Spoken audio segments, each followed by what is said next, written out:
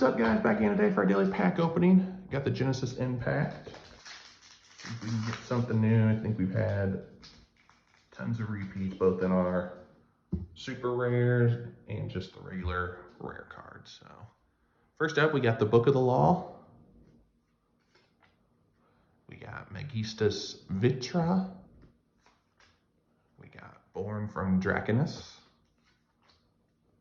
Nightmare Griffin. Here's our Dryton Delta Alteus.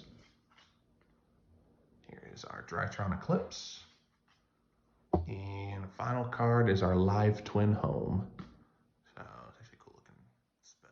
Or super there. Almost looks 3D. So anyway, guys, there's our daily pack opening for today. As always, thanks for watching, and I will see you guys next time.